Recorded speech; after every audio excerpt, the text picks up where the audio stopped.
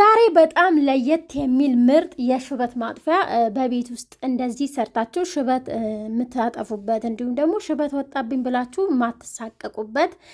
በነገራችን ላይ ያው እኛ ብዙ ማናቃቸው ነገሮች አሉና ካወቅናቸው ደግሞ ለእኛ በጣም ይጠቅሙናልና ተጠቀሙት። በዚህ መልኩ ጸጉሬ እንዴት እንዳማረበት በነገራችን ላይ ጸጉሬ አምሮበታል ሆነን ለመናገርና ሰላም ቤተሰብ እንዴት ናችሁ? ሰላም ናችሁ ወይ? እኔ በጣም ደህና ነኝ፣ እግዚአብሔር ይመስገን። እናንተም በያላችሁበት ዓለም ዳርቻ ሰላማችሁ ብዙ ትርፍ ይበልልኝ።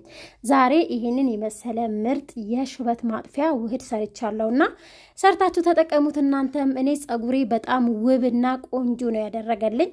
በነገራችን ላይ ጸጉር አንዳንድ ሰው ያው ጸጉሩን ቀይ ሲሆን ሊወድ ይችላል ወይም ደግሞ በሌላ ከለር ማለት ነው። እኔ ግን ጥቁር ሲሆን በጣም ያምርብኛል፣ ያው ከከለሬ ጋር ስለሚሄድ ማለት ነውና ግን ሁሌም እመኛለሁ ጸጉሬን ቀለም ለመቀባት በጣም እሞክራለሁኝ ግን አይሆንም ነው የተባልኩት ማለት ነው እንጂ ቀለም ብቀባና ብሞክረው በጣም ደስ ይለኝ ነበር። ነገር ግን ደግሞ እንደዚህ በምጠቀመው ሰዓት በጣም ውበቱ ድፍት አድርጎበታልና የተጠቀምኩት ጥቁር አዝሙድ ተጠቅሜያለሁ። ጥቁር አዝሙድ ሽበትን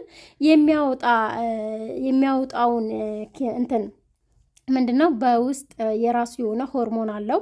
እሱን የመግደልና እሱን የማቃጠል ኃይል እንዳለው ብዙ ዶክተሮችም ደግሞ ስለሱ ተናግረዋልና መስክረውለታል። በጣም የተመሰከረለት የተወራለት ነው ጥቁር አዝሙድና ብትጠቀሙት በጣም ውጤታማ ትሆናላችሁ። በዚህ መልኩ አምሸዋለሁ። የተጠቀምኩት 3 ማንኪያ ጥቁር አዝሙድ እንዲሁም ደግሞ ልጅ እየተጫወተ ስለሆነ ይቅርታ እንግዲህ አይ ምንም ችግር የለውም። የልጅ ጨዋታ የሚጠላ ሰው የለም ማለት ነው። እና የተጠቀምኩት እንትን ተጠቅሜያለሁ 10 ወይም ደግሞ 5-6 የሚሆን ቁርንፍር ተጠቅሜያለሁ።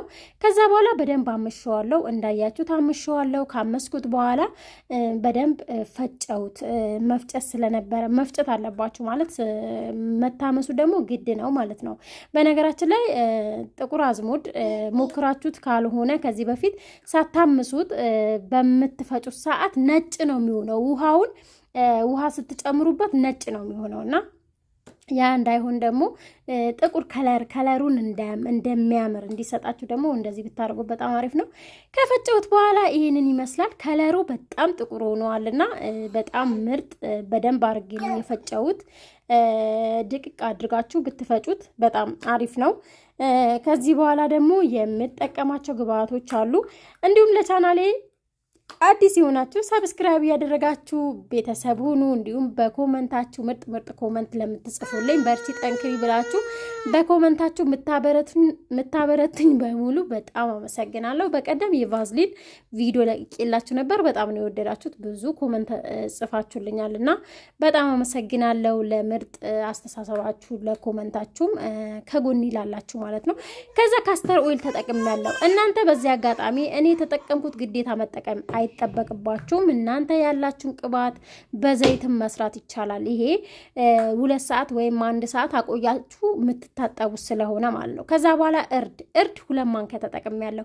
2 ማንኪያ እርድ እንትኑን ጥቁር አዝሙዱን ባመስኩበት መጥበሻ ላይ አድርጌ እሱንም በዚህ መልኩ እያመስኩ ትገኛለሁ። እርድ በነገራችን ላይ ጸጉራችሁ ውብ ከለር እንዲኖረውና እንዲሁም ደግሞ ሽበት የሚያጠፋ እንደሆነ ብዙዎችን ደግሞ መስክረውለታል። የሌሎች ሀገሮች በጣም መስክረውለታል ስለ እርድና ምናልባት እኔ ለማሳየት ያክል አሳይቻቸዋለሁ እንጂ ወይም በሌላ ጊዜ ስለ እርድ ያለውን ነገር አንብቤ ስለ ጥቅሙን ደግሞ ምነግራችሁ ይሆናል።